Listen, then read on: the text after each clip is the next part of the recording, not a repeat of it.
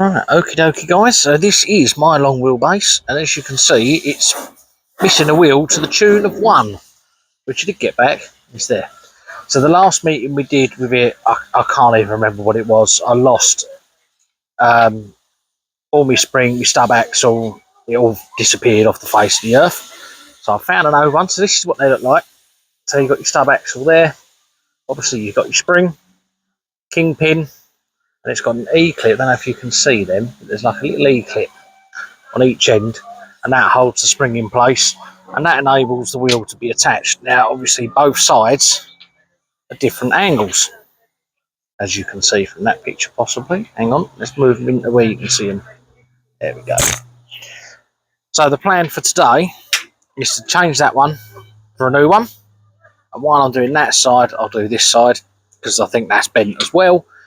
And then hopefully that'll be about all it needs. I don't think it needs anything else. Resistor's still on the speedboard. The motor's reasonably new in it. And I've already got a shell just here. Mark 1 Granada Estate. Not sure when I'm going to use it yet, but that's been painted for a couple of years. So that is going to be rather fragile. To change these, you don't need many tools. You need a nut runner, 5.5 nut runner, and a 2mm X drive. And all you literally do, I'll do this side first because this side's near enough missing anyway. There's a screw just under there. Undo that,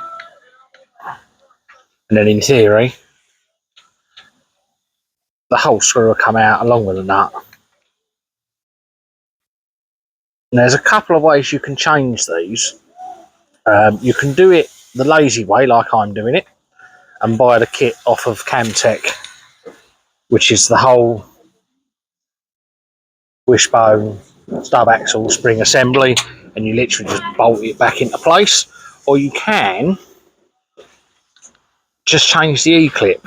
Now the reason I don't do E-clips is because me and E-clips have a bit of a thing where they ping off everywhere, and you can never find them again. I lost about 20 one night just trying to do one, and when Camtech released these I let out a huge yippee because they're a lot easier. So that's off. That is, as you can probably see, fit for the bin. It's got a massive hole there where the kingpin sits, which is no good to anyone. I mean, it's that bad that the screw hole sits and the screw goes through it. So then to change the other one, the way I do it is I pop the screws back in the holes, get me new wishbone or A-frame, whatever you want to call them, pop it back through the holes, then you get the nuts. And what I tend to do is just finger tighten them on there so that it doesn't come off again, like so, and then literally do it back up.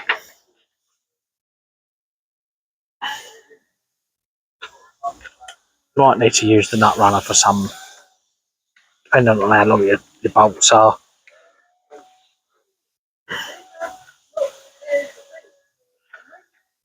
So just do that.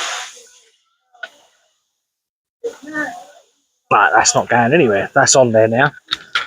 And then to put the steering arm back on, it depends on your steering arms. Some are different to others. So my one that I've got on these bolt onto there. Oh, let's bring it up there.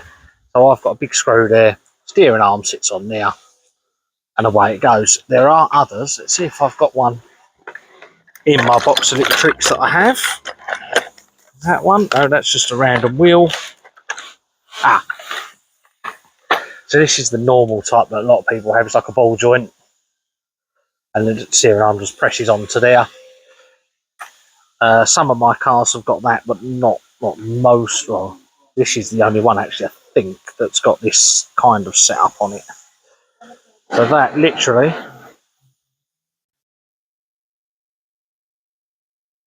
pops onto there. You get your nut.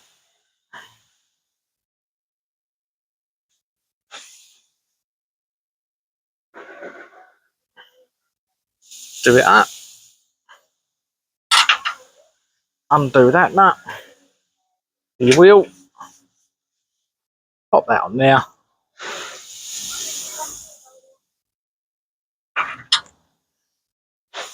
And then just do your wheel nut back up. And it's back on. I now have 4 wheels back on my wagon. If you notice, if I lift that up there, you will see this side very, very bent. And that's actually really loose. Oh, yeah, that's loose as well. Okay, we'll sort that out. So with that, if I've got one in here, I'm sure I have somewhere. Is that one? No. No, that ain't it.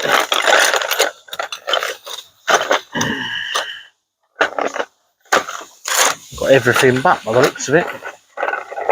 I do not have what I need. Oh, it's there it is. There it is. So with my steering servo, and as you can see, it's like a posi crosshead screw. Just tighten that back up. This took a lot more damage than I realised. The only thing I can think is that I did a DD with it and absolutely ruined it. So it might have even been autism meeting I last used it, and it's missing. Oh, that'd be why. I know it is in there. So going back to that, so as you can see, that wheel is actually fairly bent. So what I'm going to do is change this side while I'm at it. So again, pop the wheel off.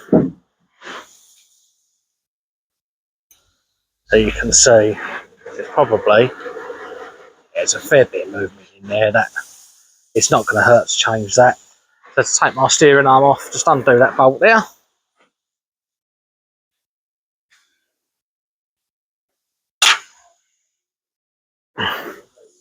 Like so. Pop the arm off. And then I am free just to do what I did before. I'll show you like this so you can see. Oh, you should be able to see there, there's 2 screws, one in there, one there. You literally, just to say, undo them. Some have longer screws than others. I try and keep them short so it doesn't catch on anything, especially the wheels. You don't want them locking up on you and stopping you from turning, going around the corner. There's one. That one's already loose by the looks of it.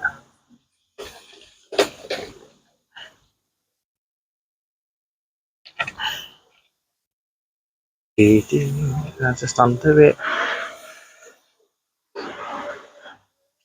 So as I say, I am doing it the lazy man's way, purely because I don't do well with E-clips.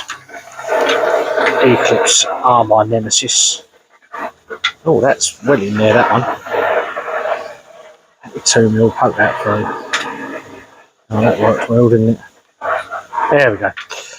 So with the E-clips, as you can see, if I lift that up and show you, they are, if you can see, they're really, really thin. And you're supposed to be able to put them on with pliers, but I found that they just ping off. So when Camtech turned around and went, look what we're doing, this wonderful new piece of kit, I rejoiced, and that's all I ever buy now. So with the steering arm, obviously on my one, I've got that big long screw. So I'll just literally take that out of there.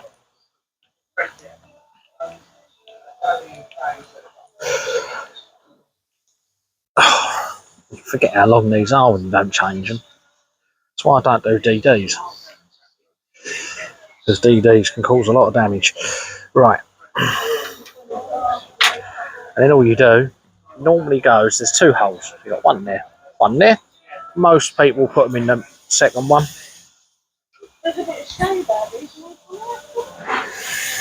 Literally just do it up. Oh, and drop your screwdriver.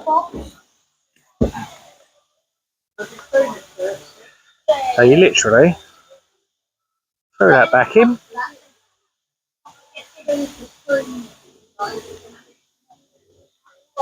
and then your arm gets tired because you forget how long the screw is. Just like that. So that's now on the new setup. And then I'll just do the same again. So I get my bolts.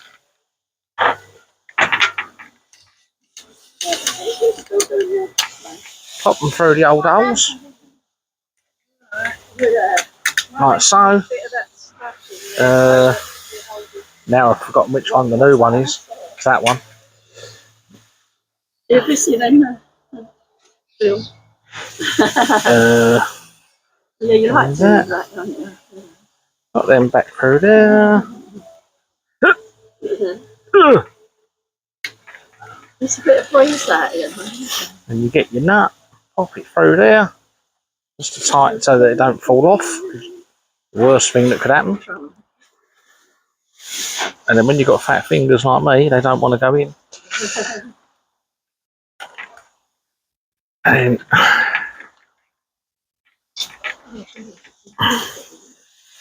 good thing with these A-frames is they have a little locator for the wheel nut. So they'll go a certain way, and then in theory,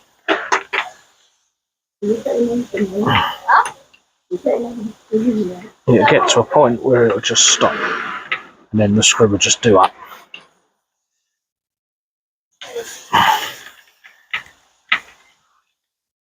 So that's it. Get your steering arm, pop that back in. That looks like that might want adjusting. So what we'll do, pop the wheel on. Oh, that's miles out. That is absolutely miles out. Go in. Obviously, when you change these things, it does change the tracking, if you like, on your car. I've just made it worse.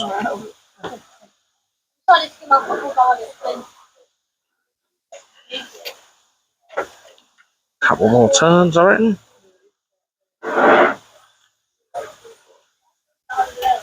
Yeah, let's try that. Wheel on. Another little bit, I reckon.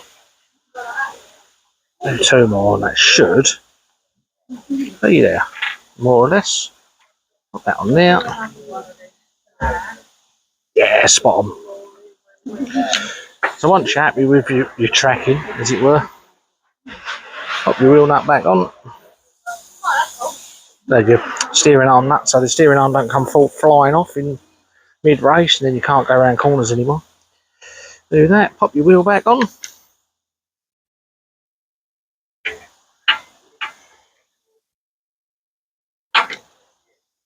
Do the old wheel nut back up.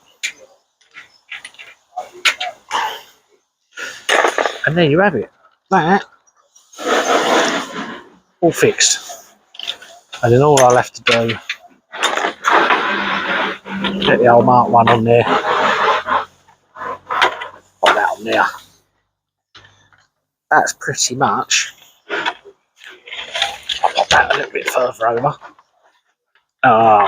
Let's change some root pillars, the front posts on this as well, but I'm not going to do that. So there we have my Mark 1 ready to go. Just needs a roof in, chuck another couple of stickers on it. I might have to trim it up a little bit, but that looks pretty good to me. And that's that. Oh, well, there you go, guys. That is the long wheelbase back to 4 wheels. I'm going to have a little play with it, see if it works. It should do. There's no reason in the world that it won't. When am I using it? I don't know yet. But I want to try and get rid of that shell because it has been sitting in the pile a couple of years. It's probably a little bit tender. So I'll find a meeting to go and smash it up at. But yeah, it was actually pretty decent. It's only really that's one side that needed changing, but while I'm doing one, I might as well do the other. So they've now both got straight kingpins on them, so it should now go in a straight line until Jimmy probably comes the wrong way and gives me head on, and then he'll bend them all again. Thank you very much for watching. keep smashing that like button and the subscribe button. There's loads and loads going on. So keep an eye on the YouTube channel. I'm going to start trying to do little short videos as well, especially when I've got the cars that I've just done. But keep an eye out. But like, subscribe, leave a comment, drop me a message if you want to have a chat. See you soon.